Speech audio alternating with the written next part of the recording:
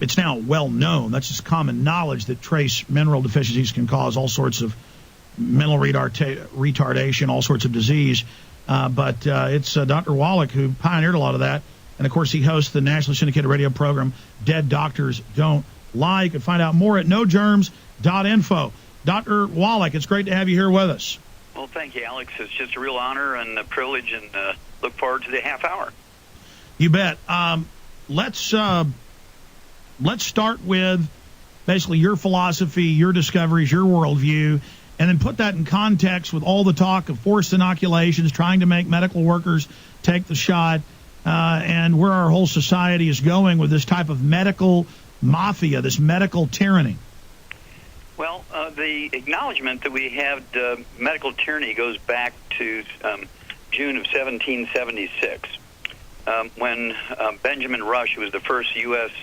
Surgeon General, stated to the Continental Congress that he wanted a amendment in the Constitution, the rough of the Constitution, that said that people would have access to whatever health sciences they wanted, equally as they did freedom of speech and freedom of religion, because, and I'm quoting him now, that if that doesn't happen, a single class of men would take over health sciences, and that would constitute the Bastille of health sciences, which is un-American, unquote.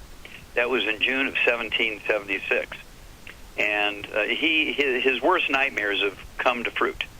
And it's a very scary thing, because our healthcare system sucks from the top to the bottom, if I can use that term. And there's many, many indicators to this effect, and all the politicians, all they seem to want to do is to raise money to pay for ever-increasing costs without fixing the care that people get. And this is the interface that I like to jump in, where we for instance, let's just take diabetes, which makes up 12% of the American population. 30 million Americans have type 2 diabetes. And we learned how to prevent and cure type 2 diabetes in 1957. This was work done at the U.S. Department of Agriculture. It is very credible. I've been using this system since 1978 and literally have helped tens of thousands of people every year since 1978 eliminate diabetes. It's very easily eliminated with a little nutritional supplementation program. And this was all determined by the U.S. Department of Agriculture, again, in 57. I don't know why, but I'm the only guy in the world that uses this. It was originally done in animals. It was shown to be true in human beings in 1977. It was published in the New England Journal of Medicine. And again, nobody uses it. And the reason is a simple diabetic who lives 25 years after diagnosis is worth $750,000 to his primary care physician. He's worth $3 million in total to all the other specialists, the eye specialists, the neurologists, the surgeons, cardiologists, endocrinologists, urologists, all the people involved with treating a diabetic is over $4 million. And they can actually be cured for $3 a day or less. And once the cure takes place, you can drop that down to maybe $1.50 a day just for maintenance. And this is not used because the medical system is not required by law to cure people when their cure is available. There's no law requiring doctors to cure people. There's no law requiring the pharmaceutical industry to make a percentage of their drugs as cures instead of just micromanaging blood sugar or micromanaging blood pressure. And when you micromanage blood sugar for diabetes, blood sugar is not the disease. And you can have your blood sugar perfect and you'll still die from diabetes and get your feet cut off and go blind. Each year in America, Alex, and this is according to the Journal of the American Medical Association, according to the Center for Disease Control, which tracks disease and adverse events and misadventures by everybody in the United States out of Atlanta, Georgia, they say that in hospitals alone in America each year, there's 300,000 people who are killed by doctors. And these are people who go in there to get a toe amputated. They're going in there to get an ear operation, deliver a baby, and the doctors kill them.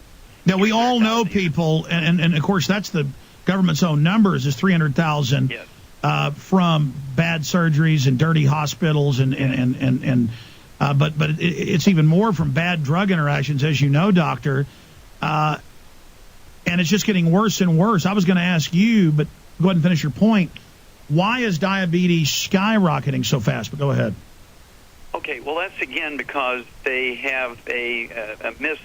adventure in trying to figure out what's going on. They believe that diabetes is a genetic disease. It is not. It's a simple mineral deficiency disease.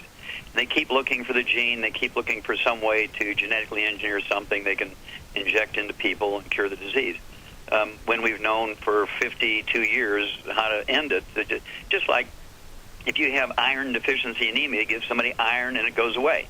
You have somebody with rickets when they're a kid before their legs get misshapen, you give them vitamin D and it goes away. You have somebody with scurvy and you give them vitamin C and it goes away. You have somebody with diabetes and you give them these 2 trace minerals and it just goes away. This was proven again and published in the New England Journal of Medicine back in 1977 in humans. So this isn't just me, some dumb farm kid out here from Missouri making this up. This is quite scientifically correct. Now, I've only picked out one disease. In the animal industry, and as pointed out earlier in the program, I'm a veterinarian as well as a physician. And in veterinary medicine, we've eliminated 900 different diseases using vitamins and minerals in their alfalfa pellets and their dog food and kibbles and bibs.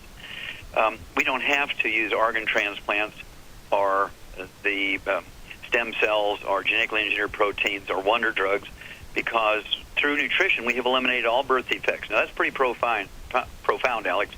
By using preconception nutrition, supplementing at the highest level in the females before conception, we have eliminated all birth defects in animals. Now I'm saying Down syndrome, spina bifida, cleft palate, cleft lip, heart defects, autism that's related to birth problems.